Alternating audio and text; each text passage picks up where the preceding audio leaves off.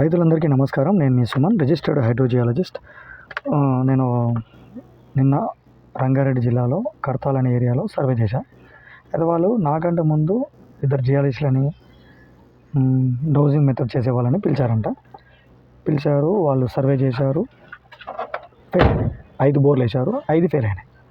ఎందుకు ఫెయిల్ అయినాయి? ఒకవేళ అదే సర్వేకి అతను నా యూట్యూబ్ ఫాలోవరు, కానీ నా వీడియోలు చూస్తారు, కానీ నాకంటే బెటర్ చూస్తారేమో అని అనుకున్నారు. మరి వాళ్ళకి ఎవరైనా రిఫరెన్స్ ఇచ్చారో తెలియదు. వాళ్ళని పిలిపించుకున్నారు, సర్వే చేసుకున్నారు, డ్రిల్లింగ్ చేశారు, ఫెయిల్ అయినాయి. ఒక్కొక్కటి 300 వేసారు, ఒకటి అవుట్ క్రాప్ దగ్గర వేసారు, 600 ఫీట్లు వేసారు, 500, 350 అట్లా వేసారు. నార్త్ ఈస్ట్ కార్నర్లో ఫస్ట్ వేసారు, వాటర్ రాలేదు. మొత్తం డ్రై లేయర్స్ ఉన్నాయి, మొత్తం హార్డ్ రాక్ ఉంది. అక్కడ గ్రనైట్ అనేది ఫ్యూజ్ అంటే మొత్తం మూసివేయబడినట్టుగా, అంటే దాంట్లో ఉన్న ఓపెనింగ్స్ అలాంటివి ఓపెనింగ్ ఉండవు. ఏమైనా ప్రైమరీ, సెకండరీ ఫ్రాక్చర్స్ కానీ క్రాక్స్ డెవలప్మెంట్ అయినప్పటికి మాత్రమే వాటర్ సోర్స్ ఉండే అవకాశం ఉంటుంది. ఆ విషయం తెలియక చాలామంది గుడ్డిగా నేను లొకేటర్ పట్టుకొని తిరిగితే భూమిలో నీళ్ళు చూపిస్తుంటే వాళ్ళు జియాలజీ తెలియదు, కనీసం ఎవరు రాయి అంటే తెలియదు, మినరల్ అంటే తెలియదు, గ్రనైట్ తెలియదు, డైక్ తెలియదు, సాండ్ స్టోన్ తెలియదు, లైమ్ స్టోన్ తెలియదు, మార్బుల్ తెలియదు, క్వార్ట్జైట్ తెలియదు, ఏం తెలియదు. గుడ్డిగా ఎట్లా నమ్ముతారు మీరు? రైతులు మీరు వేసే డబ్బుల కోసం చేస్తారు.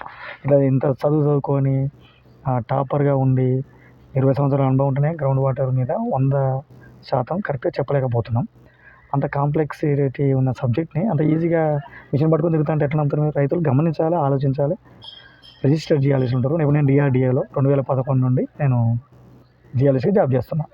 సో నాకు దగ్గర ప్రాక్టికల్గా బోరు వెల్స్ ఎట్లా వస్తాయి అనేది, ఏ రాయిలు ఎలా వస్తాయని 15 years ఆఫ్ ఎక్స్పీరియన్స్ ఉంది నాకు. ఎట్లా చేస్తేనే ఫెయిల్ అవుతున్నాయి. 100% ఎవరు ఇవ్వరు. అక్కడ ఎలా ఉన్నాయి, లేయర్ బై లేయర్ ఎలా ఉంది, అక్కడ ఉన్న కండిషన్ బట్టి ఆలోచించి చెప్తాం, కానీ గుడ్డిగా నమ్మకండి.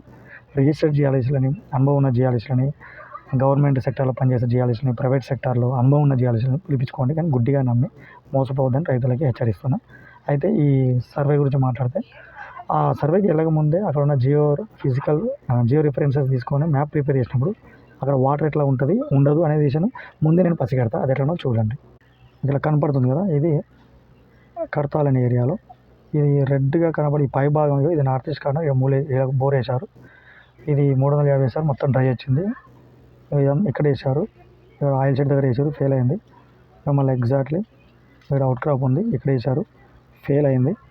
మళ్ళీ ఎగ్జాక్ట్లీ ఈ మూలకి వేశారు, ఇది ఫెయిల్ అయింది.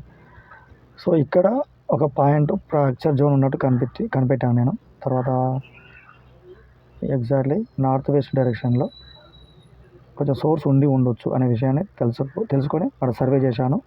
ఇదంతా బోర్లు వేశారు, ఫెయిల్ అయింది. ఓన్లీ ఇక్కడ నార్త్ ఈస్ట్ కార్నర్లో వేశారు, ఫెయిల్ అయింది. ఇక్కడ మాత్రం ఒక